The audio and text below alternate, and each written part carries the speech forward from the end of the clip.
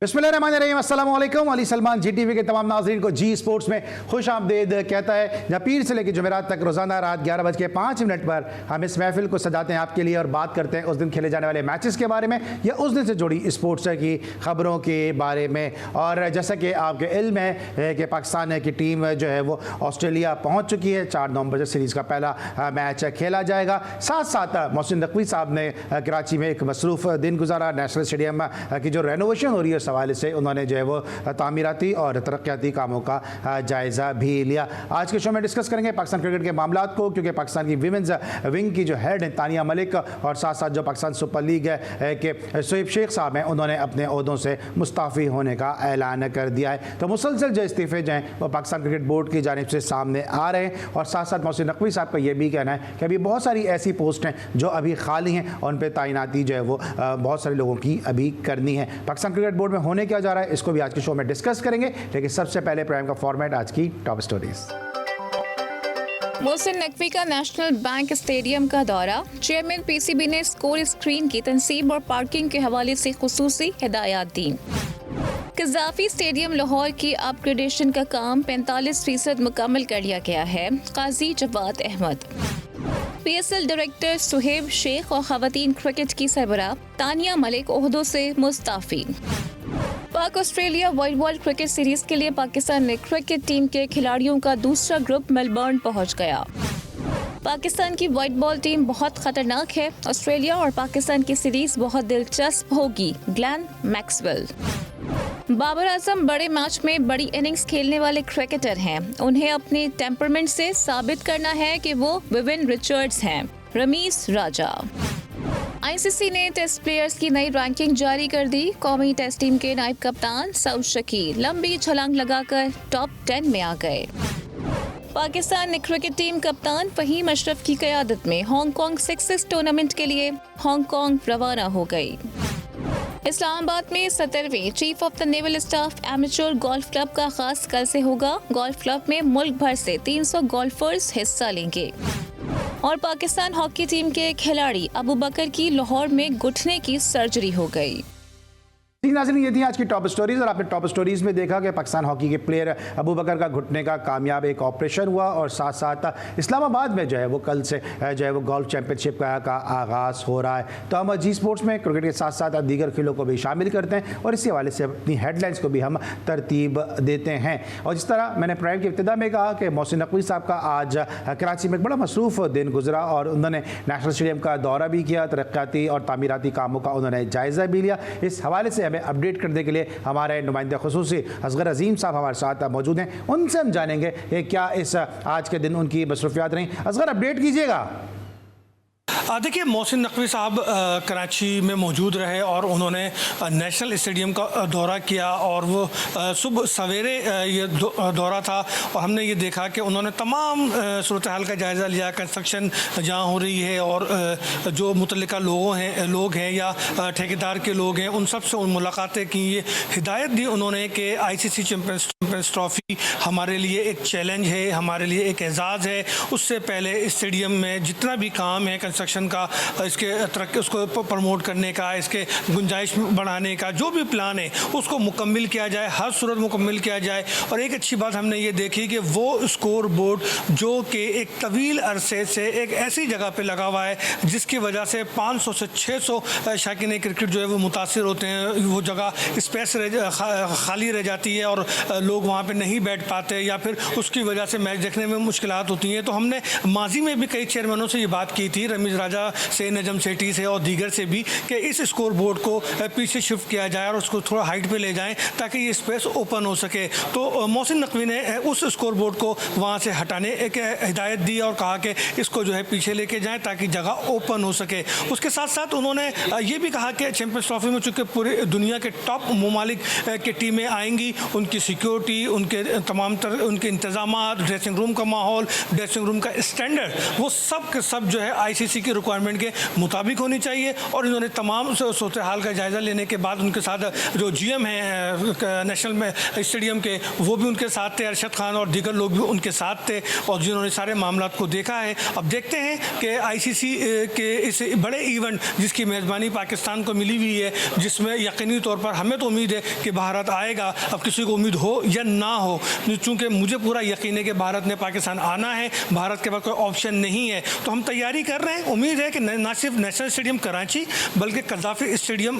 भी अपग्रेड हो जाएगा, और उसके साथ साथ जो रावलपिंडी स्टेडियम है उसको भी, उसकी भी जो अपडेट, ठीक है, लेकिन इसके साथ साथ ये भी बताइएगा कि ठीक है असगर, ये तो आपने अपडेट कर दिया मैं मोहसिन नकवी साहब के इस विजिट के हवाले से, लेकिन मोहम्मद रिजवान ने भी एक गैर रस्मी मुलाकात की है सहाफ़ियों के साथ। उस मुलाकात का ज़रा अहवाल बताइएगा, क्योंकि उस मुलाकात उसमें भी मोहम्मद रिजवान के हवाले से बड़ी खबरें सामने आई हैं।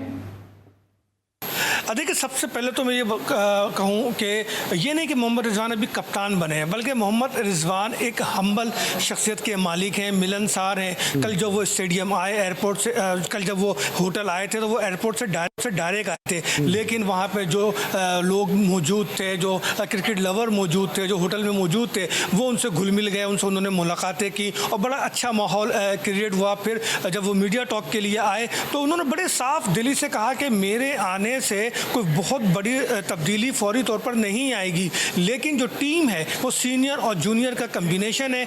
इसी टीम को लेकर हमें चलना है। जो हमने टारगेट रखा है सीनियर और जूनियर का, वो हमने ICC चैंपियंस ट्रॉफी और वर्ल्ड कप को देख के रखा है। एक बात जो उन्होंने बहुत अच्छी की और बड़ी फराखदिली और के साथ ओपन अल्फाज में की कि मैंने कभी भी कप्तानी की ख्वाहिश नहीं की, लेकिन जब अल्लाह की तरफ से फैसला हुआ और मुझे कप्तानी दी गई तो वो उन्होंने उसको गॉड गिफ्टेड इसको का दर्जा दिया और उसके लिए उनको कहा कि जी हम इनकार नहीं कर सकते थे। साथ साथ कप्तानी को एक चैलेंज भी करार दिया। अब देखना ये है कि ऑस्ट्रेलिया से तो हमारी कभी भी अच्छी यादें वाबस्ता नहीं रही हैं। हम वहाँ से यकीनी तौर पर हमें शिकस्त का सामना करना पड़ा है, लेकिन मैं समझता हूँ कि 3 T20 3 वनडे में से अगर हम पाकिस्तान टीम वहाँ से कोई एक T20 एक वनडे मैच भी जीत जाती है तो मेरा ख्याल है ये पाकिस्तान बड़ी कामयाबी होगी पाकिस्तान की। लेकिन जहाँ हम कामयाबियों की बात कर रहे हैं और जिस तरह आप भी बात कर रहे हैं कि ऑस्ट्रेलिया के दौरे से हमारी अच्छी यादें नहीं रही, ये कुछ PCB से भी जो है खबरें अच्छी नहीं आ रही हैं। रोज़ एक ना एक विकेट गिरती नजर आ रही है। आज भी 2 इस्तीफे जो है वो सामने आए। पाकिस्तान क्रिकेट बोर्ड की जो वीमेंस विंग की हेड है तानिया मलिक, उनका, और फिर जो PSL से जुड़े हुए शोएब शेख साहब, उनका भी इस्तीफा सामने आया। इनके हवाले से क्या खबरें हैं? जो आपकी बात है अली कि तानिया मलिक की पहले मैं बात कर लेता हूँ। तानिया मलिक बैडमिंटन की प्लेयर हैं और नॉन क्रिकेटर जो है वो वुमेन क्रिकेट की सरपरस्ती कर रही थी और उन्हें क्रिकेट का कोई तजर्बा नहीं। इससे पहले भी कई बार उनसे इस हवाले से हमने आवाज़ उठाई थी, लेकिन मैं समझता हूँ कि अब ये एक बड़ी सर्जरी का है, उसी सर्जरी का हिस्सा है जो कि मोहसिन नकवी ने ऐलान किया था कि नॉन क्रिकेटर को फारिग किया गया और शुक्रिया के साथ उन्हें घर भेजा गया।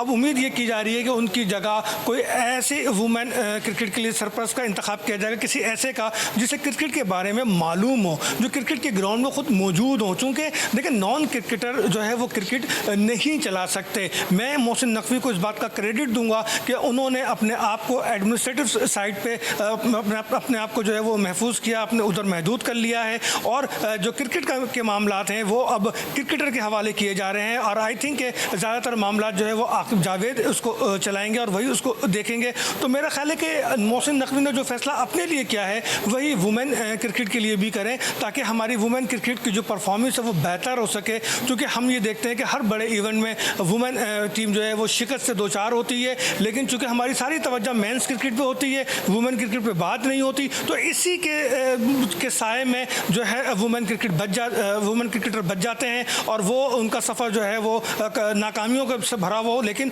उनका सफ़र जारी रहता है। उनका सफ़र जारी रहता है। लेकिन शोएब शेख के हवाले से भी बताइए ज़रा। उनके हवाले से बड़े तहफ़्फ़ुज़ात थे, फ्रेंचाइज़र्स ने भी उन पे अपने तहफ़्फ़ुज़ात का इजहार किया था और उनको बहुत पहले तब्दील होना था, लेकिन चलते चलते सही, लेकिन तब्दीलियाँ हो रही हैं, मज़ीद तब्दीली होंगी।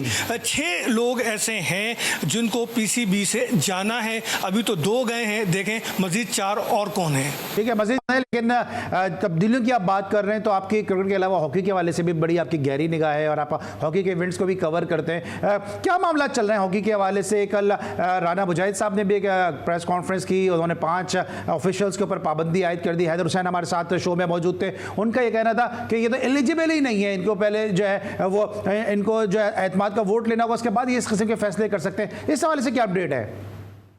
देखिए, मैं तो समझता हूँ दीवाने का खौफ वाली बात है। हैदर हुसैन पे कोई अभी पाबंदी नहीं लगी, ये तो लगाते रहें। चौथी या पांचवी बार इन्होंने पाबंदी लगाई है। जो पाबंदी ये लगा रहे हैं, इनसे ये पूछा जाए कि भाई आप पाबंदी लगा किस बेस पे रहे? वो कोर्ट के ऑर्डर पर सेक्रेटरी है। अगर वो आप कहते हैं कि वो ईमेल इस्तेमाल कर रहा है PHF का, तो वो ईमेल इस्तेमाल करने का राइट रखता है, चूंकि कोर्ट ने उसे सेक्रेटरी माना है। अब तक वो सेक्रेटरी बहाल है वो। लेकिन आप लोग जो है, यानी कि PHF के जो करता धरता है, खासकर हमारे तारिक बुक्टी साहब, जिसको खुद हैदर हुसैन लेकर आए थे, और वही जो है अब अगर उनसे अलग हुए हैं और दूसरों से मिल गए, तो इसमें हैदर का तो कोई कसूर नहीं है। हाँ, तारिक बुक्टी साहब, मैं ये बात ज़रूर आपसे बराह रास्त कह रहा हूँ कि आपने 3 दिन पहले ये कहा था कि राना मुजाहिद तुम साइड हो जाओ, मामला कोर्ट में है। और ये आपने किसी अहम शख्सियत से मुलाकात के बाद राना मुजाहिद को हिदायत दी थी। और जो दावतनामा प्रेस कॉन्फ्रेंस का था, उसमें आपने लिखा था कि फॉर्मर ओलंपियंस हमारे साथ बैठेंगे। लेकिन अफसोस की बात है कि प्रेस कॉन्फ्रेंस में आप कहते हैं कि सेक्रेटरी PHF मेरे साथ मौजूद है। तो बुक्टी साहब, पाबंदी तो फिर आप पे लगनी चाहिए। आपने तो जिस दिन से आप आए हैं उस दिन से कई सवाल आपके अगेंस्ट है। और फिर जिस स्टेडियम की आप बात कर रहे हैं, अब्दुल सत्तार एरी स्टेडियम की, उसको तो कंटोनमेंट बोर्ड ने और SBCA ने मखदूश करार दे दिया है। और कंटोनमेंट बोर्ड ने तो उसकी लीज की तोसी में भी मना कर दिया है। कंटोनमेंट बोर्ड कराची ने तो वाज़ेह तौर पर कहा है कि यह हसास जगह है और अब यहाँ पे हॉकी नहीं होगी। तो आप फिर किस स्टेडियम की बात कर रहे हैं? कहाँ कराची में हॉकी खिलाएंगे? आपके पास तो सिर्फ एक ही स्टेडियम है, आप तो उसकी भी हिफाजत नहीं कर सकते। जनाब, अपना हॉकी स्टेडियम की हिफाजत तो क्या करेंगे, हम तो अपने कौमी खेल हॉकी की हिफाजत ही नहीं कर पा रहे हैं। और जो स्टेडियम के हवाले से जिस तरह भी असगर अजीम भी बता रहे थे कि उसकी लीज भी जो है वो मुकम्मल हो चुकी है, हालत उनकी नहायत जो है उसकी खस्ता है, नाजुक है, मखदूश है। और क्या सितम ज़रफ़ी है कि इस कौमी खेल की, कि वो खेल के जहाँ पे पाकिस्तान ने जिस मैदान के ऊपर लॉरेंस और मेडल हासिल किए, एक तारीख़ है इस hockey club of Pakistan Abdul Sattar hockey stadium की। वहाँ पे हमने डॉग शो होते भी उसी एस्ट्रोटर्फ पे देखा कि जहाँ पे पाकिस्तान के फॉरवर्ड्स दौड़ते रहे और पाकिस्तान को मेडल्स जितवाते रहे। ब्रेक लेंगे, वापस आएंगे, मजीद बात करेंगे पाकिस्तान स्पोर्ट्स के हवाले से, बिलखुसूस क्रिकेट के हवाले से। देख छोटे से ब्रेक के बाद।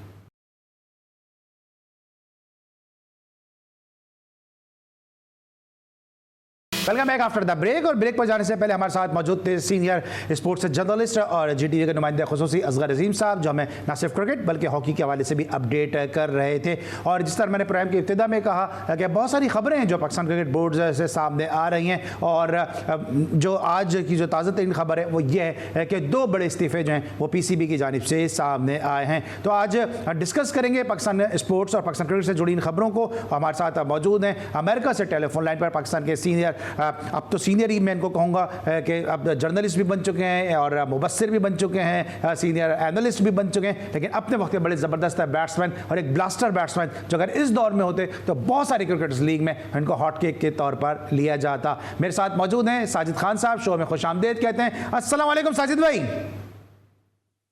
वालेकुम सलाम। ग्रेट अली सलमान साहब, बहुत शुक्रिया आपका कम्प्लीमेंट का। हमेशा मोहब्बत से इंट्रो देते हैं, पहले तो आपका बहुत शुक्रिया।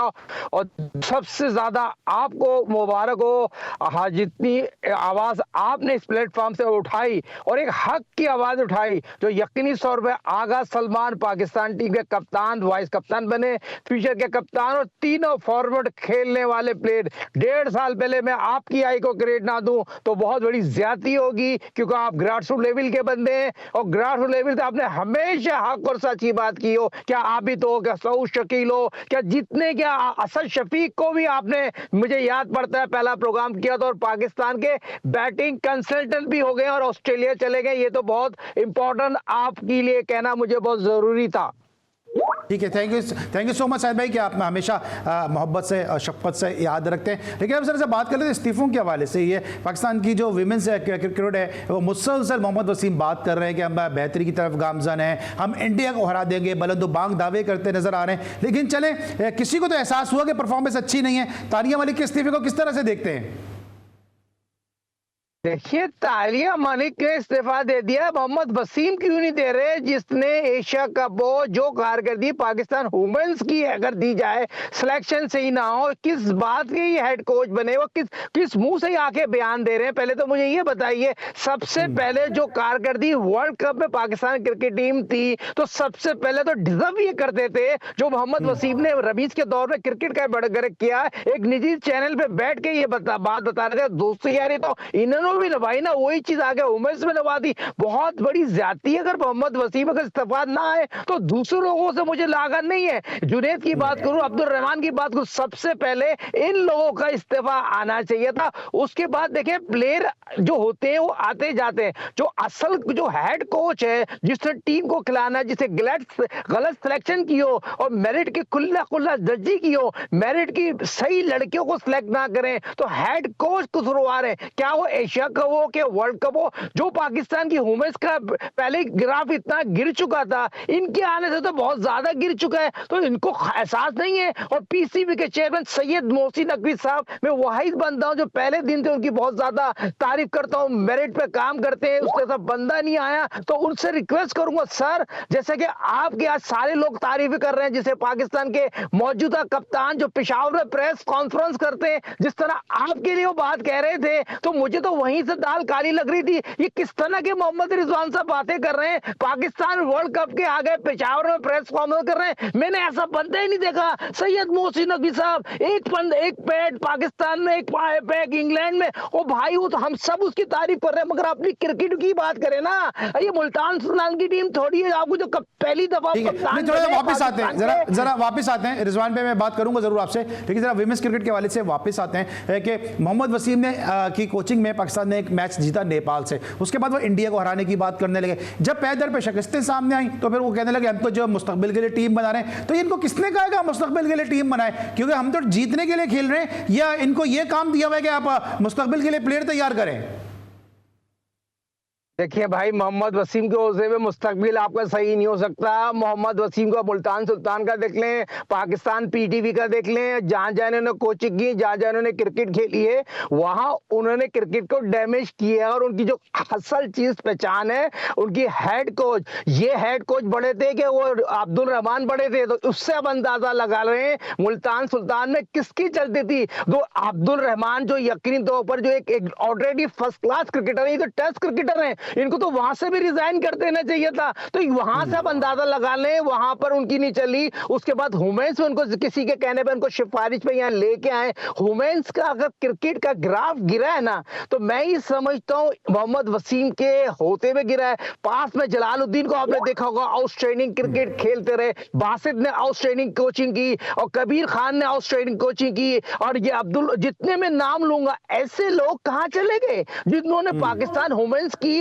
आउटस्टैंडिंग कारकर्दगी दिखाई है। तो मुझे ये बताइए, इनके पास कौन सी ऐसी गाइडेंस की है, टीम की ग्राफ इतना गिर गया है, फिर किस मुंह से बयान दे रहे, किस एजेंडे के तहत बयान दे रहे? भाई आपसे पहले खिलाड़ियों के साथ जो नाइंसाफी हुई है, मैं लड़कियों का नाम नहीं लूंगा, जो पाकिस्तान की करता धरता लड़की हैं, उनको मेरिट का खुला कत्ल कर दिया गया, उन बेचारों की सेंटर काउंटर कैंसिल हो जाएगा। अगर मैं उनका नाम ले लूंगा, जो ड्रेस रूम में जो हाल किया हुआ था, आप रोक के खेले, उनका बल्ला आपने रुकवा दिया। सिलेक्शन आप मुझे बताइए, जब बैटिंग पावर प्ले में जब तक अटैकिंग क्रिकेट नहीं खेलेंगे, फिर रीटा डार को किसने एडवाइस दी थी? आप इतनी आउटफील्ड स्लो हो, और जिसको बॉल और बैट के दरमियान खेलना ना आए, और जिसको पावर प्ले का इस्तेमाल करना नहीं आए, तो ये कोचिंग और हेड कोच की जिम्मेदारी है, जिनको सबल और सिंगल और डबल लेना ना है। तो मैं मोहम्मद वसीम के साथ सारा कसूर निजात डार को भी दूंगा। ये आपको on record Sharjah stadium world cup के दरमियान की बात बता रहा हूं, जिस तरह ये खेले हैं। तो मोहसिन नकवी साहब, पाकिस्तान के आप सबसे पावरफुल पीसीबी के चेयरमैन है सर, सारे लोग आपको बैक कर रहे हैं। जिस तरह नेशनल स्टेडियम कराची में सारे जर्नलिस्ट ने आपको सपोर्ट किया, हम सब आपको सपोर्ट करेंगे। आईसीसी चैंपियंस ट्रॉफी करा रहे हैं सर, यहाँ पर आपको डिसीजन लेना पड़ेगा कि आप ब्लड इंसान है, साफ को इंसान है, और आज सारे लोग आपकी बात कर रहे हैं। तो ये वुमेन्स टीम के कोच को फौरी तौर पर उठाएं। चलिए, तो साहिब भाई आपने बताया हमें पाकिस्तान विमेंस क्रिकेट के हवाले से, और यकीनी तौर पे मोहम्मद वसीम की जो कारकर्दगी है वो तसल्ली बख्श नहीं है, लेकिन तानिया मलिक को ज़रूर इस लिहाज से क्रेडिट दिया जाता है कि भले ही उनको अपनी गलती का एहसास हुआ और उन्होंने जो है वो बाइज़्ज़त तरीके से मुस्ताफ़ी होने का फैसला किया। यकीनी तौर पर इस हवाले से हम उनको सराहेंगे भी। इसमें लेंगे हम एक ब्रेक, और जब ब्रेक के बाद वापस आएंगे तो बात करेंगे पाकिस्तान क्रिकेट से जुड़े दीगर मामला के हवाले से। मोहम्मद रिजवान की मुलाकात हुई है सहाफ़ियों के साथ, और जिस तरह असगर अज़ीम हमें अपडेट कर रहे थे कि बड़ी अच्छे और खुशगवार माहौल में यह मुलाकात हुई। इसकी तफसीलात मज़ीद जानेंगे साजिद खान साहब से। मिलते हैं छोटे से ब्रेक के बाद।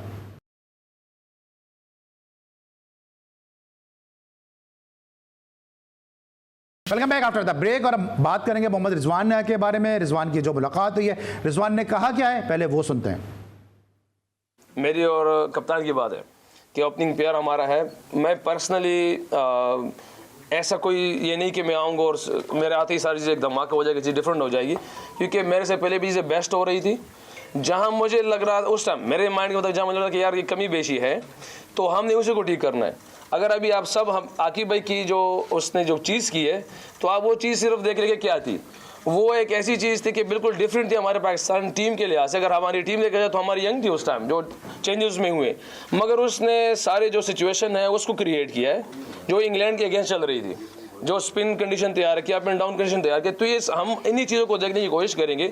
जहाँ पे हमारे पास बड़ी विंड है हम जाएंगे, वहाँ पे देखेंगे कि क्या है हमारी ओपनिंग सूट यही सूट करेगा, हमारे पास चेंजेस है तो फिर चेंजेस होंगे। उम्मीद है इंशाल्लाह कि हम सब फ्लेक्सिबल रहें, जो कंडीशन डिमांड करे, सिचुएशन डिमांड करे। पाकिस्तान जी नाज़रीन, आपने मोहम्मद रिजवान की गुफ्तगू सुनी। शायद भाई बात तो रियलिस्टिक वो कर रहे हैं कि कप्तान बनते एकदम तब्दीली नहीं आएगी, लेकिन पाकिस्तान में तो पता भी नहीं होता ना कि कौन कितने अरसे तक चेयरमैन है, कौन कितने अरसे तक कोच है, कौन कितने अरसे तक कप्तान है। ये मुल्तान सुल्तान की टीम नहीं है, ये पाकिस्तान की टीम है। और जिस तरह मोहब्बत से उन्होंने आकिब जावेद को क्रेडिट दिया, और उन्होंने ये भी बात की पहले बहुत चीजें सही हो रही थी। पहले तो इनसे पूछें world cup, Asia cup, test series, Australia कहाँ सही हुई है, मतलब ये तो बता दें आपकी अपनी कारकर्दगी क्या है। आपको क्या सेंटर कॉन्टेक्ट सही दिया गया है, जो कारकर्दगी आपने दिखाई है, ठीक है आपको हम बैक करेंगे कि पाकिस्तान से बढ़ के तो कोई चीज नहीं है। 30वें कप्तान बने, ओडीआई आप खेलने जा रहे हैं, 16 ओडीआई पाकिस्तान हारा है। ऑस्ट्रेलिया में कोई भी पाकिस्तान की टीम जीती नहीं है, सिवाय भाईजान की क़यादत में, वसीम भाई की क़यादत में पाकिस्तान ओडीआई मैच जीता है। सवाल ये पैदा होता है, बहुत अच्छा बोलते हैं और काफी अच्छी उनकी लोग जो डिफरेंट चैनल पे उनकी जो मार्केटिंग कर रहे हैं, जो उनकी लॉबी बना रहे हैं, उनके एडवाइजर को यहाँ पर क्रेडिट देना पड़ेगा। दूसरा उनके अब्बा आकिब जावेद की इन्होंने बात की, तो आकिब जावेद की तो पीसीबी के चेयरमैन साहब ने जो फ्री हैंड दिया, 5:30 बजे जो कप्तान अनाउंस किया जा रहा है, और आपको मुबारक हो जो आगा सलमान को हमने बैकअप के तौर पे तैयार किया था। अगर आप नहीं होंगे तो आगा सलमान होंगे। आपने दोस्ती निभा दी, बाबर को डंके की चोट पे आपके कहने पे लेके आए, फिर बाबर को आपने सेंट्रिक कॉन्टैक्ट एक कैटेगरी में दिलाया। सर आपको लगता है कि बाबर आजम जैसे जो प्लेयर है वो मोहम्मद रिजवान की सिफारिश का मोहताज है?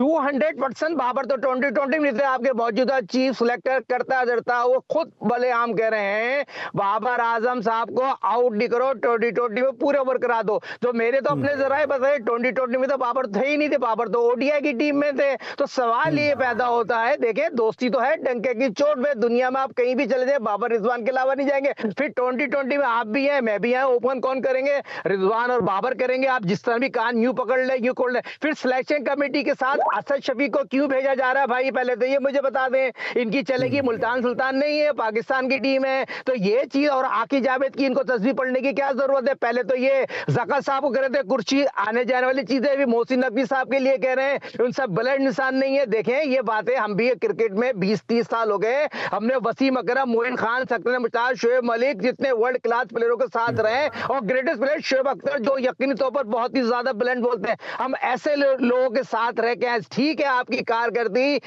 हम पाकिस्तानी हैं, पाकिस्तान को बैक करेंगे, मगर ये बातें ना करें किसी को। लोग जो जर्नलिस्ट है वो अपनी यकीनी तौर पर पाकिस्तान की कप्तान की प्रेस कॉन्फ्रेंस कर रहे थे, और सवाल जितने जर्नलिस्ट ने कोई ऐसा सवाल नहीं किया उनसे पूछे शहजाद डिजर्व करता था नहीं करता था 2020 में, उनसे ये पूछे आपने जो टीम सेलेक्ट हुई है आपकी मर्जी से टीम सेलेक्ट हुई थी नहीं हुई थी? तो ये तो बात किसी ने नहीं करी। पहले मुझे बता जो आकिब है, लेकिन तो अच्छा ये अच्छा तो हर आकिब जावेद के हवाले से उन्होंने कहा कि आकिब जावेद ने जो स्पिन पिच बनाई और एक छोटी सी तब्दीली की और पाकिस्तान सीरीज जीत गया, लेकिन ऑस्ट्रेलिया में तो आकिब जावेद पिचेस नहीं बनाएंगे। तो उन्होंने कोई मैसेज दे दिया है कि टीम अभी भी इतनी स्ट्रांग नहीं है, यहां तो हम जीत गए लेकिन ऑस्ट्रेलिया के हवाले से ज्यादा उम्मीदें ना रखें।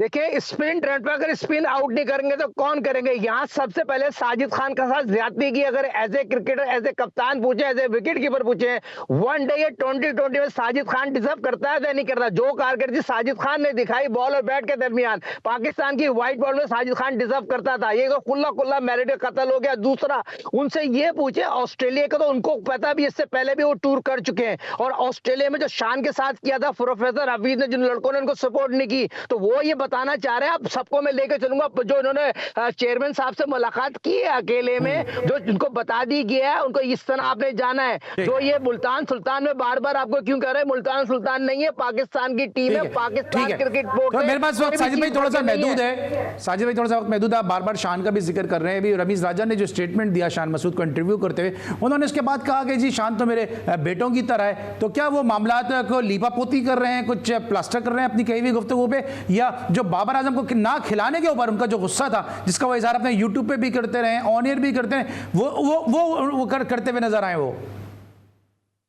अली सलमान साहब, मैं आपके साथ 5 साल से प्रोग्राम कर रहा हूं। मंसूर खान शान मसूद के वालिद हैं, चचा वकार मसूद, खानदानी लड़का है, तमीज़ा लड़का है। अगर वो पलट के सवाल कर देता पीसीबी के चेयरमैन, जो साबिक चेयरमैन थे, साबिक कप्तान, आपके दौर में हम 3-0 इंग्लैंड से रहे थे, तो उसकी तरबियत उसके बाप मंसूर खान ने तो नहीं की। मैंने भी बहुत ज्यादा क्रिटिसाइज किया है शान मसूद को, मगर इस तरह थोड़ी कि एक पाकिस्तान का पूरी दुनिया में जश्न बना जा रहा है, पड़ोसी मुल्क को जश्न बना रहा है। आप पीसीबी का साबिक चेयरमैन है, साबिक कप्तान है, आपका ये सवाल ही नहीं बनता था किसी भी कप्तान को जिसने सीरीज जिताई हो, पाकिस्तान को 4 साल बाद खुशियां दी हो। हर आदमी शान मसूद कह रहा है, पीसीबी के चेयरमैन मोहसिन नकवी साहब की तारीफ कर रहा है। तो ये एजेंडा क्या था, मुझे ये बता दो। मुझे पर्सनली होना, मेरी कोई रमीज से कोई नहीं, रमीज मेरा कप्तान गुजरा है, रमीज की बड़ी रिस्पेक्ट करता हूं, मगर पाकिस्तान से बढ़कर कोई चीज नहीं है और ये चीज नहीं होना चाहिए थी। उनको फौरी तौर पर शान से माफी मांगना चाहिए थी और शान को बुलाकर एक अच्छी पैगाम वीडियो पे दे देते। अपने यूट्यूब पे देने का कोई फायदा नहीं है। बहुत बात। अच्छा ये बताएं, मेरे पास थोड़ा सा टाइम कम है कि अब ये रिजवान को कप्तान बनाने से तो सरफराज के तो चांसेस ही खत्म हो गए फिर? यार पहले ही मुझे बताएं सरफराज के साथ हुआ क्या है, किसने हाथ खेला, कौन लोग हैं, मुझे बताइए। चांस तो पहले आप पर्थ की एक टेस्ट की इनिंग खेली है, उसके बाद कोई कहने वाला है? देखिए सरफराज को आप मुझसे ज्यादा बेहतर जानते हैं, आपने कितने प्रोग्राम किए हैं। वो पाकिस्तान से बढ़कर कोई चीज नहीं है, पाकिस्तान टीम और उसके अलावा और कुछ नहीं है। वो क्रिकेट खेलने चाहता है। ऐसे क्रिकेटर, ऐसे कप्तान पाकिस्तान में पैदा नहीं होते। पाकिस्तान की टीम को बनाने में, लड़कों को जोड़ने में सरफराज जैसा क्रिकेटर बार बार पैदा कर उनको आप क्या समझेंगे क्रिकेट बोर्ड ने, क्या समझे क्रिकेट बोर्ड ने और रिजवान ने, क्या कैरियर सरफराज क्या फुल स्टॉप लगा दिया, खराब कर दिया, तबाह कर दिया, बर्बाद कर दिया, क्या किया आखिर? देखिए अली सलमान साहब, आप ग्रासरूट के बंदे हैं, आप मुझसे ज्यादा बेहतर जानते हैं। एक लॉबी है जो यकीनी तौर पर जो सरफराज को यकीनी तौर पर एक्सेप्ट नहीं कर रही। जब से उनको मेंटोर बनाया तो ये इस तरह थोड़ी बनाया, आपको मेंटोर बना दिया, साइड पे करते हैं। वो as a cricketer, as a Pakistan का कामयाब तरीन कप्तान है। टेस्ट मैच में 3000 रन बनाए, 4 सेंचुरी, 10,200 फर्स्ट क्लास मैच खेले। जब आपको ऐसे सीन, अगर उसके बैकअप के तौर पर अच्छा विकेट कीपर होता ना, तो मैं आपको कहता चलो ठीक है, कोई 19 भी और रिजवान की कारकर्दगी भी इतनी अच्छी नहीं है, 100 रन नहीं बनाया अच्छा आखिरी सवाल है मेरा सर, आखिरी मेरा सवाल है, ये फखर जमान के साथ जो भी कुछ हुआ, सेंट्रल कॉन्ट्रैक्ट दे दिया, टीम से ड्रॉप किया, क्या इतनी बड़ी सजा बनती थी फखर जमान की, या थोड़ा सा ज्यादा स्ट्रिक्ट हो गया है फखर जमान के मामले में पाकिस्तान क्रिकेट बोर्ड? देखिए क्रिकेट बोर्ड में भी लॉबी हैं, क्रिकेट बोर्ड में भी लॉबी है। फकर पाकिस्तान का प्राउड है, पाकिस्तान का बेहतरीन क्रिकेटर है, बेहतरीन कप्तान बनने जा रहा है। किसी लॉबी के तहत उसका हाथ चला दिया, उसके साथ जाति कर दी गई है। ये फकर जमान कोई आम बार बार पैदा नहीं होते। लेकिन क्या उनको इस तरह का ट्वीट करना चाहिए था? चाहे उनके सोशल मीडिया मैनेजर ने किया, चाहे उनके एजेंट ने किया, चाहे उनकी फैमिली में से किसी ने किया, लेकिन जाहिर सी बात है फखर जमान की आशीर्वाद थी तो ये ट्वीट हुआ ना। तो क्या उनको सेंट्रल कॉन्ट्रैक्ट में रहते हुए इस तरह ट्वीट करना चाहिए था?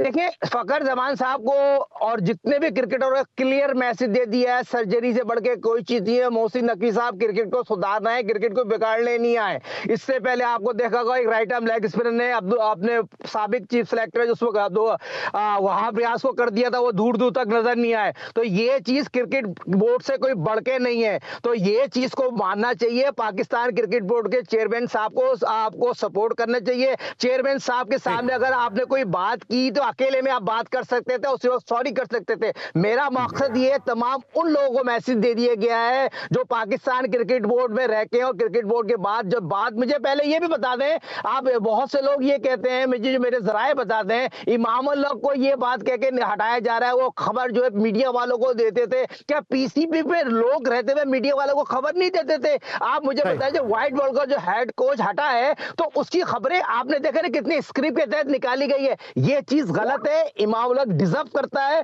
पाकिस्तान का क्वालिटी ओपनर है, उसके साथ ये ज्यादती नहीं करनी चाहिए और मोहसिन नकवी साहब को इस पर नोटिस लेना चाहिए। सर, आप बहुत अच्छे इंसान है, क्रिकेट ब्लेंड आप अच्छी करना है, मगर इस चीज पे नजरसारी करें। कुछ लोग क्रिकेट बोर्ड में आपको काम करने नहीं देना चाहते और उन लोगों को भी पोस्टमार्टम होना चाहिए। और अब वजीर दाखिला है, उन क्या लगता है कि जो लगता है कि आपको कि इंजमाम का बदला जो है वो लिया जा रहा है उनसे, क्योंकि उन्हीं के अब टेन्योर के लोग जो है वो क्रिकेट बोर्ड में बड़े ओहदों पर हैं? बिल्कुल लिया जा रहा है। इंजी की सजा इमाम उल्लाह को नहीं देना चाहिए, जिस तरह मोइन खान की सजा आजम खान को नहीं देना चाहिए। आजम खान डिजर्व करता था, आपने शाहीन के कप्तान उसको बना के भेज दिया हारिस का, या आजम खान को कप्तान बना के भेजते तो कारकर्दगी आपके सामने दूध और पानी का पानी पता चल जाता। तो ये ज्यादती हो, या हारिस कहाँ चले गए? हारिस की इतनी लॉबी बना गई, शाहीन का बेड़ा गर्क कर दिया, तो कोई कहने वाला है पाकिस्तान में चेक एंड बैलेंस है? पहले तो ये बताइए, जो शाहीन का कप्तान बनाया था मेरिट पे था या नहीं था? तो फिर आप मुझे बताएं, आजम खान डिजर्व करता था नहीं करता था? फिर चलो आजम नहीं करता था, अंडर 19 का कप्तान साद बेग, मोस्ट टैलेंटेड बच्चा, उसको आपने फिटनेस का इशू बना दिया ना, उसका बना दिया तो बना दिया ना, तो जुल्म है ना, जुल्म ना करें ना सर। साजिद खान साहब, थैंक यू सो मच, आप हमारे साथ आज के शो में मौजूद थे। और नाज़रीन, आपके इल्म है कि हम अपने शो में क्रिकेट के अलावा दीगर खेलों की बात भी करते हैं और यही वजह है कि हमने हॉकी को भी आज के शो में डिस्कस किया, लेकिन साथ साथ गोल्फ के हवाले से भी हम गाए बगाए आपको अपडेट रखते हैं। इस्लामाबाद में chief of naval staff golf championship का कल से हो रहा है आगाज, हवाले से एक रिपोर्ट है, आइए देखते हैं। 70वीं chief of the naval staff amateur golf cup में मुल्क भर से 300 गोल्फर्स हिस्सा लेंगे, जिनमें मर्दों के साथ साथ खवातीन एमेच्योर भी शामिल हैं। कोमोडोर साकिब इलियास कहते हैं, हमारे पास बेहतरीन खिलाड़ी हैं और तमाम नामी गरामी गोल्फर्स हैं। लास्ट दफ़ा हमारे पास तकरीबन 200 के करीब प्लेयर आए थे, तो इस दफ़ा जो अभी तक हमारी एक्सपेक्टेशन है कि वो 200 प्लस यानी 300 के करीब उम्मीद कर रहे हैं कि प्लेयर्स आएंगे इसमें। और पाकिस्तान नेवी ने हमेशा जो है वो स्पोर्ट्स को प्रमोट किया है, तो ये गोल्फ भी उसी जो चैम्पियनशिप हो रही है ये उसी कड़ी की एक वो है सिलसिला है। Chief of the naval staff amateur golf cup 2007 से कौमी गोल्फ सर्किट का एक बाकायदा इवेंट है। इस इवेंट का उन्नेकाद खेलों के फरोग के लिए पाक बहरिया की अज़्म का मजहर है। जी नाज़रीन, ये थी chief of naval staff golf championship के हवाले से रिपोर्ट। और पाकिस्तान में गोल्फ का खेल जो बड़ी तेज़ी के साथ तरक्की के मनाजिल तय कर रहा है और जी स्पोर्ट्स और जी टीवी इसमें अपना हिस्सा बाखूबी डाल भी रहा है। और हम कोशिश करते हैं कि गोल्फ हो या कोई और खेल हो उसको अपने शो का हिस्सा ज़रूर बनाएं और नाज़रीन को इस हवाले से अपडेट करते रहें। आज के लिए बस इतना ही, इंशाअल्लाह कल एक दफ़ा फिर मुलाकात होगी। अली सलमान को पूरी प्रोडक्शन टीम के साथ इजाज़त दीजिए, अपना बहुत ख्याल रखिए, अल्लाह हाफ़िज़।